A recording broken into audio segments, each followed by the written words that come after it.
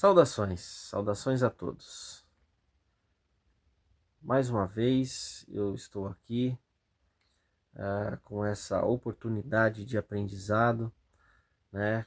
Fazendo a leitura, tecendo os comentários iniciais para o nosso estudo do Livro dos Espíritos. Gostaria de, antes de começar, pedir para que todos cerrassem os olhos, se ligassem com seus mentores, numa prece rápida, para que a gente possa juntos aprender, né? E que a gente possa compreender e trocar as nossas impressões no grupo, enriquecendo o conhecimento e aprendendo de uma forma muito mais ampla do que a gente aprenderia se estivesse lendo e estudando sozinhos.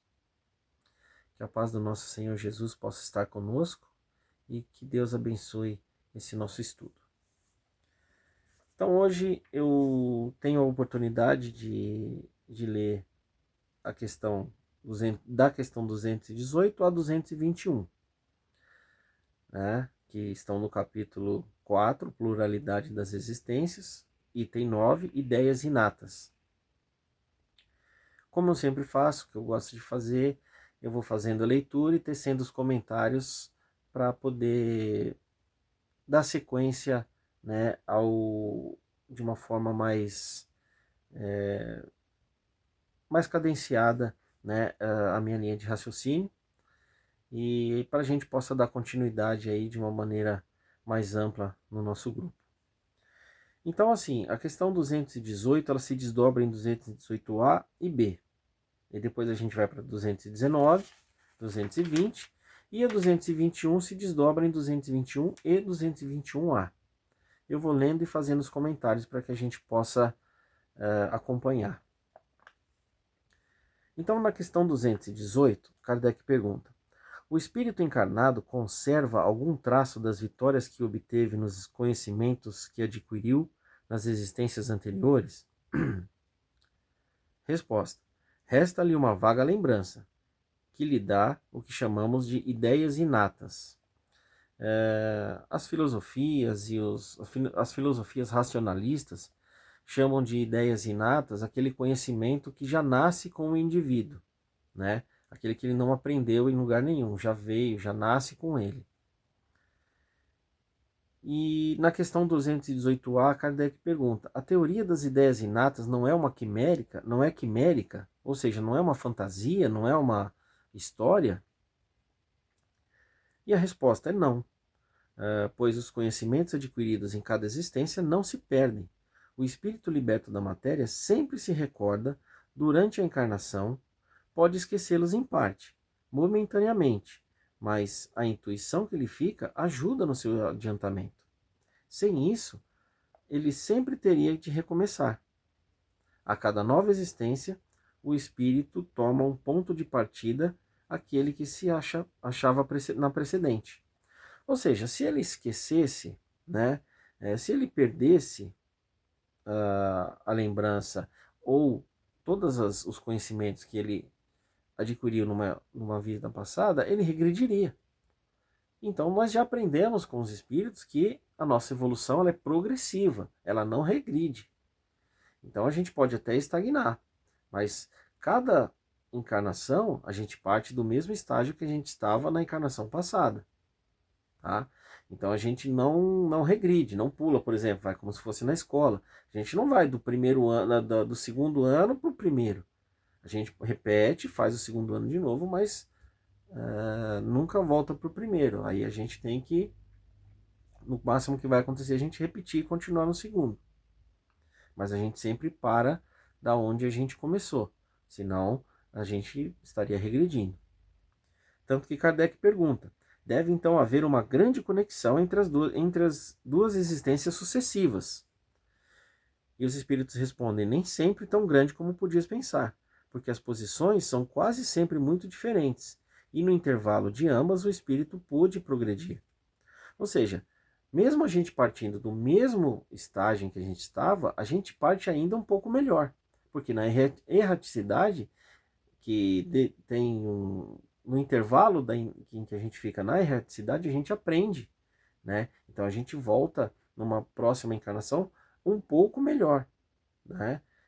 Além do conhecimento adquirido na encarnação, a gente tem o conhecimento adquirido na erraticidade.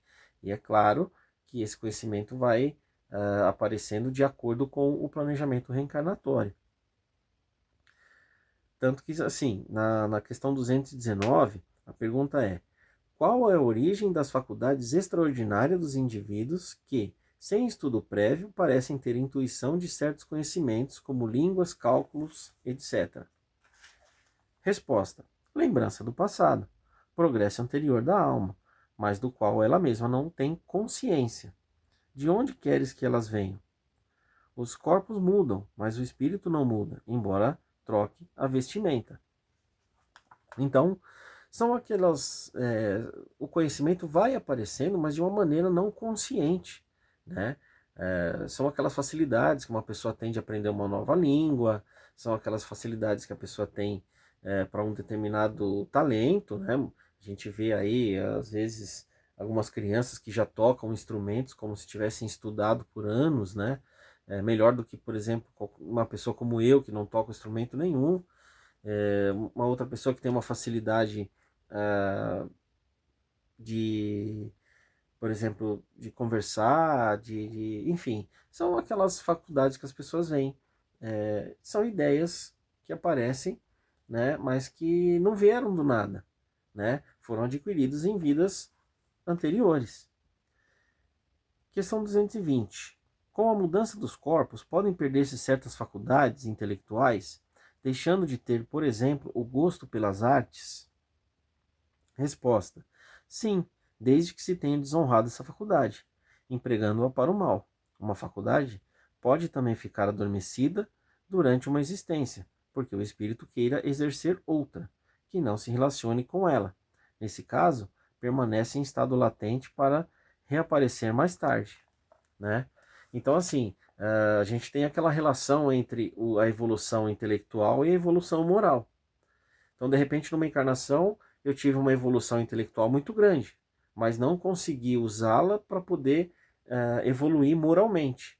Pelo contrário, eu sei lá, me achando uma pessoa super inteligente, eu teria dificuldades de evoluir moralmente. Então, na encarnação futura, essa evolução ela fica em estado latente, fica adormecida, para que eu possa desenvolver, né, moralmente e no futuro conseguir unir, né, essas duas conquistas, a conquista moral e a intelectual, né? Então, assim, pode acontecer de algumas faculdades ficarem adormecidas para que eu possa desenvolver outras, ou também pelo fato de eu tê-las usado para o mal, né? Para objetivos diferentes daquele que me fariam evoluir. E aí a última questão é a 221, que é uma lembrança retrospectiva. Assim, a questão é uma lembrança retrospectiva que deve o homem, mesmo no estado de selvagem, o sentimento instintivo da existência de Deus e o pressentimento da vida futura? Resposta: é uma lembrança que ele conserva daquilo que sabia como espírito, antes de encarnar, mas o orgulho frequentemente abafa esse sentimento. Questão 221A. É a mesma lembrança que se deve em certas crenças relativas à doutrina espírita que se encontram em todos os povos? Resposta: essa doutrina é tão antiga quanto o mundo, e por isso que a encontramos por toda parte, e é esta uma prova da sua veracidade. O espírito encarnado, conservando a intuição do seu estado de espírito, tem a consciência instintiva do mundo invisível, mas quase sempre ela é falseada pelos preconceitos e a ignorância mistura a ela a superstição. Então, assim, a gente sempre viu que em todos os tempos os povos tinham, né, o conhecimento de uma força maior, de uma força superior, que é Deus, né? E também tinham a intuição da continuidade da vida, né? Da continuidade da vida em outro plano.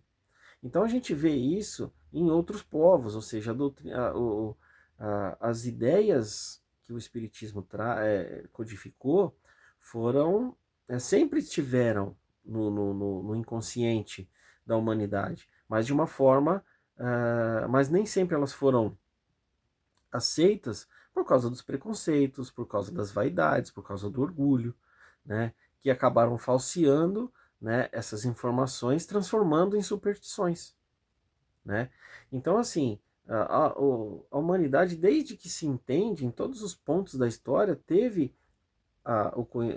tinha a intuição de uma força maior, da continuidade da vida, né? Então, se a gente for em todas as culturas tem esse conhecimento. Agora, existe uma diferença entre esse conhecimento que estava solto aí na história da humanidade e a doutrina espírita. Por quê? Kardec, o que ele fez? Codificou todo esse conhecimento, né, transformando em questões, começando, né, no Livro dos Espíritos.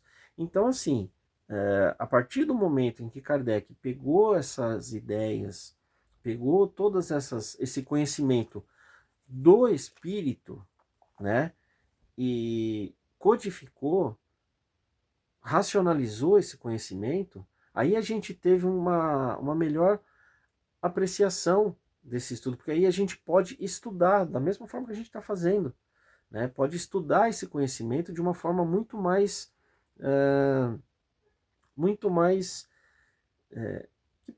que a gente pode aproveitar muito mais, né? Que a gente possa muito mais incisiva, muito mais direta.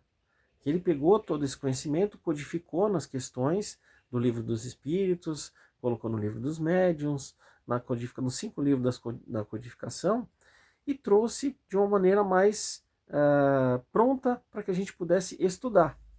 Por isso que esse nosso encontro de sexta-feira, encontro virtual, né, tanto quanto os encontros na Casa Espírita e tudo mais, são muito importantes.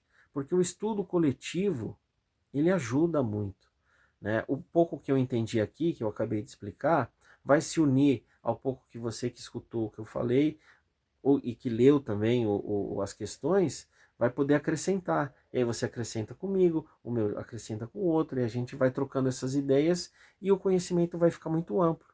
Por isso que as nossas conversas no WhatsApp são tão proveitosas, porque a gente aprende junto. E aprender em coletivo, aprender em conjunto, é muito mais efetivo, muito mais eficaz. E é um pouco mais prazeroso também, que a gente interage uns com os outros, né? Então tá aí, gente. O pouco que eu consegui compreender, eu acho que as questões são bem autoexplicativas, né? Então acho que a gente consegue ter uma ideia legal, né, sobre o que foi colocado nas ideias inatas aí, né? Ideias que nascem com o indivíduo. Por quê? Mas nasce da onde? De uma vida anterior. E aí ele explica o porquê que alguns têm, outros não, alguns conhecimentos, por que alguns conhecimentos podem ficar num estado de adormecimento, enfim. Então agora resta aí a gente conseguir conversar legal aí no nosso grupo, para que a gente possa ter um bom estudo, né? E mais uma vez eu agradeço por essa oportunidade e peço a Deus que nos abençoe, que a gente possa ter um ótimo estudo. Muito obrigado a todos, graças a Deus.